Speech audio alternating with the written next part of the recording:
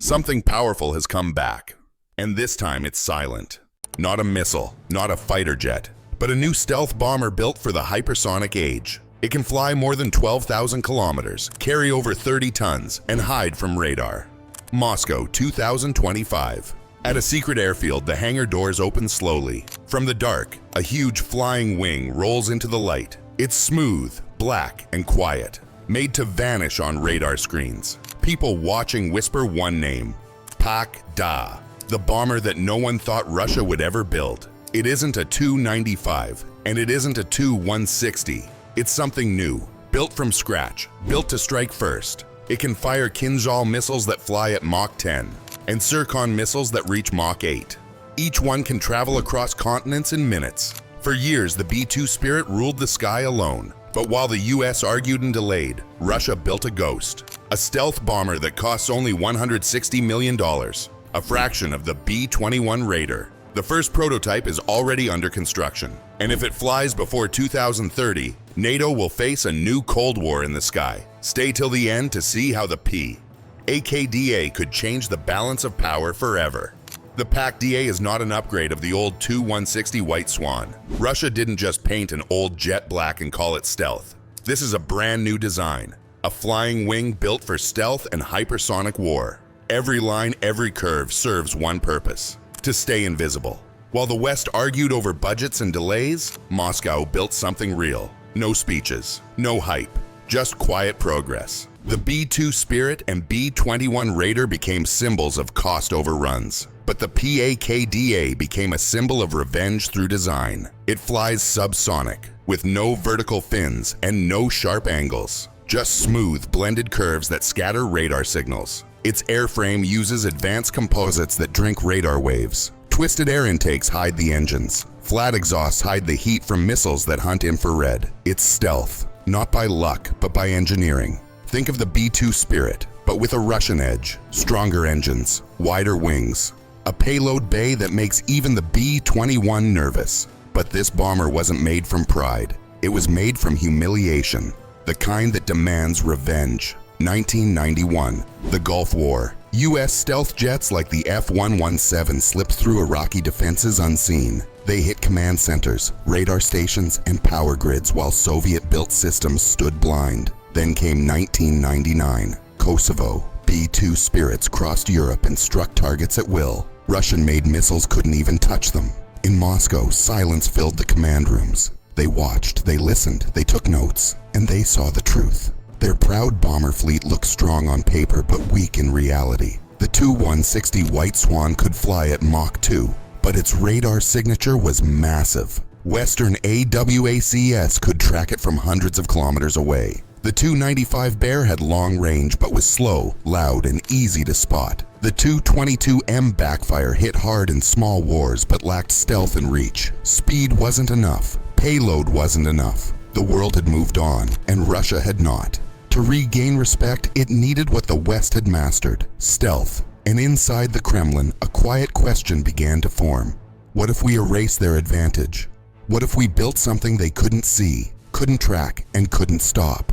By the late 2000s, that quiet question became a national mission. Russia launched the PAK-DA program with one bold goal: to replace every Cold War bomber with a single stealth platform built for survivability, flexibility, and global reach. The task fell to Tupolev, the same company that built the Tu-95 Tu-22M and Tu-160. But this time they weren't upgrading the past. They were building the future. Then came silence. Sanctions slowed progress. Budgets tightened. Engineers vanished behind closed doors. Still, the work never stopped. Piece by piece, Tupolev built the machine that would erase decades of humiliation. The PAK-DA itself became a message, a warning to Washington, NATO, and every radar operator on Earth. We're coming. You may not see us, and when you do, it's already too late. Like the B-2 Spirit and B-21 Raider, it uses fly-by-wire controls to keep its unstable flying wings steady in the air. It's massive, quiet, and constantly self-correcting. A ghost with wings. But stealth alone doesn't win wars. The PAK-DA needed something more: range. And that's where it becomes truly dangerous. The PAK-DA is made to fly 12,000 kilometers without refueling. That means a single launch could reach distant continents unseen. From angles, it could reach Chicago or London. No need to dash fast. It uses endurance and stealth. Stay. The design is about staying quiet, not flying supersonic. It cruises just below the speed of sound for fuel efficiency. It can cover 12,000 kilometers on one fuel load. With aerial refueling, it can stay 24 hours. Wait, the crew will be only 2 pilots in a glass cockpit. Digital avionics will handle navigation, targeting, and defenses. The jet will link to satellites, fighters, ships, and submarines. It becomes a flying command node, not just a bomber. Hold on.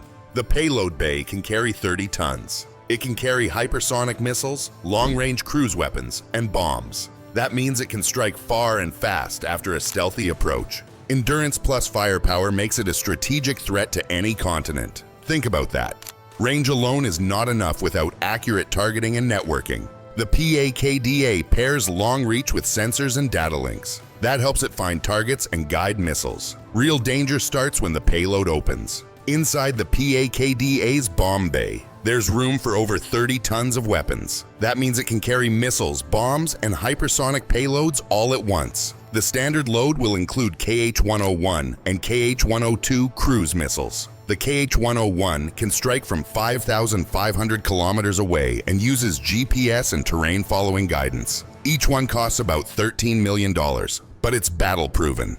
Still, the future of the PAK-DA isn't slow and steady. It's hypersonic. Russia already tested the Kinzhal, a missile that hits Mach 10 or 12,000 kilometers per hour. The Zircon follows at Mach 8 with nuclear or conventional warheads. These missiles aren't just fast.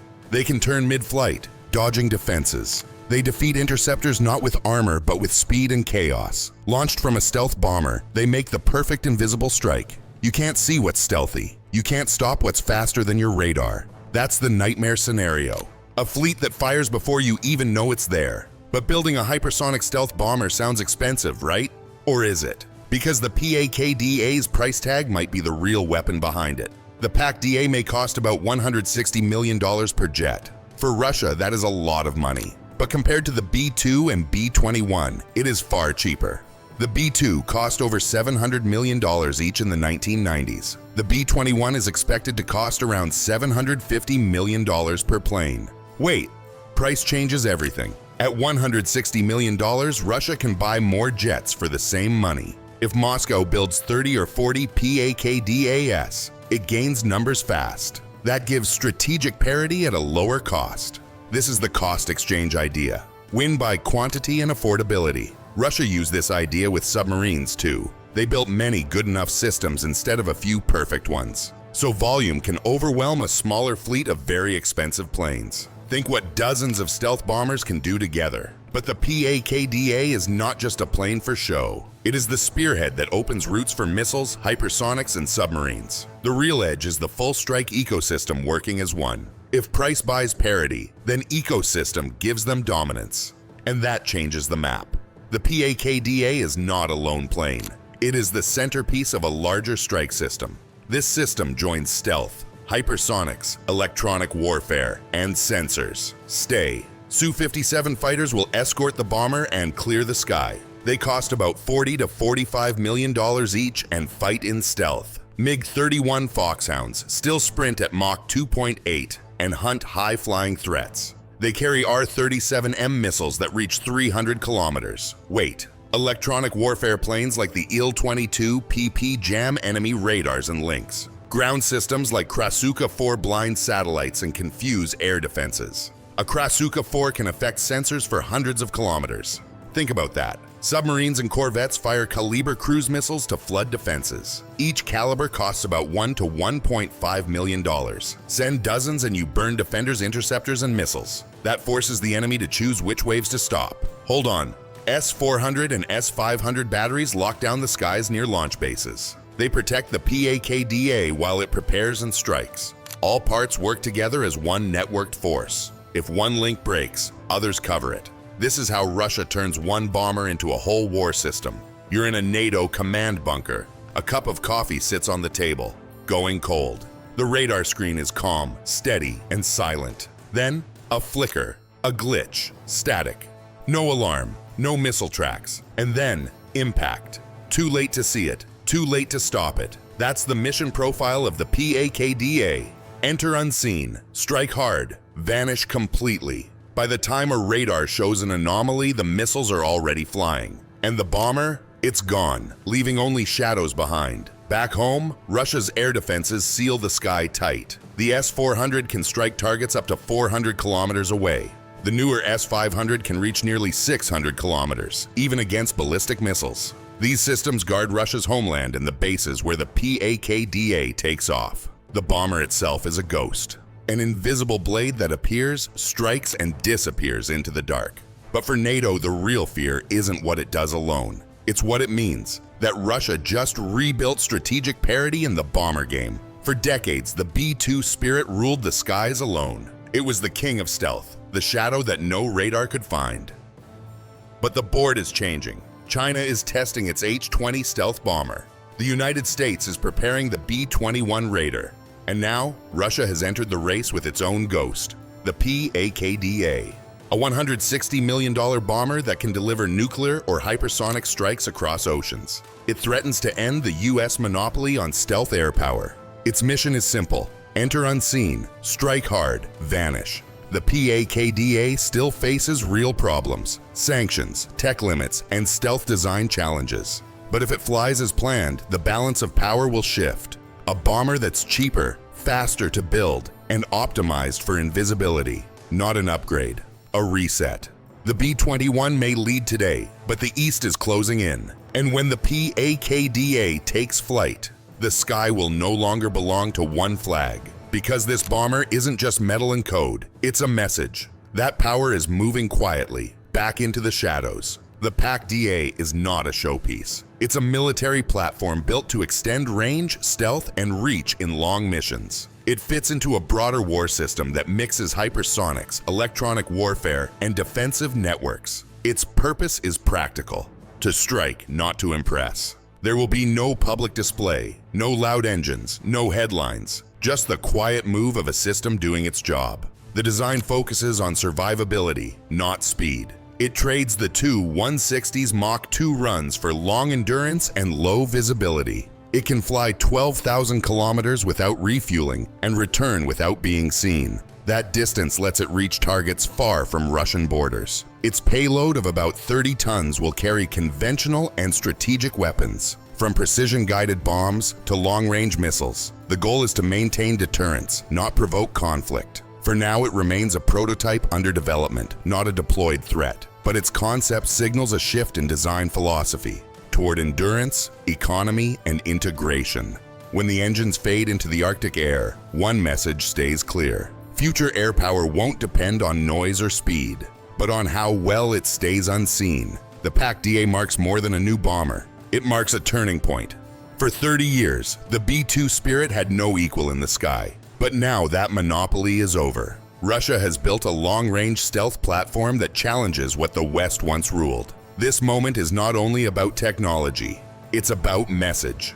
The PAKDA says that Russia is no longer catching up, it's competing head-on. A global power again, able to project force across oceans and stay unseen. Yet this story isn't about pride, it's about reality. Air dominance is never permanent. It moves from one power to another, and whoever holds the sky holds the future. In a cold Moscow dawn, metal becomes motion. Engines start, snow drifts. A new aircraft rolls forward. Not loud, not proud, but purposeful. No banners, no crowds, just the hum of something quietly changing history. The hangar doors open, snow whirls into the light, and from the dark, a new shape emerges. One the Pentagon hoped would never appear. Reports say the first prototype is already being built. The question isn't if it flies, but when. Because once the PAKDA takes off, the balance of power won't stay the same. The PAKDA is more than a bomber. It's a statement. It marks the end of one-sided air dominance and the start of a new era of stealth warfare. By the early 2030s, the skies may hold two shadows, not one. This isn't rumor or guesswork. It's confirmed development and strategic planning. The PAKDA is real. The challenge is real. and the shift in power has already begun. If this helped you see the rise of Russia's stealth power, hit subscribe. If you value facts over hype, smash like and turn on notifications. The 21st century air race is just beginning. Now tell us in the comments, will the PAKDA truly challenge US air supremacy? Or is it overstated? Because the nation that rules the skies still writes the rules of the world.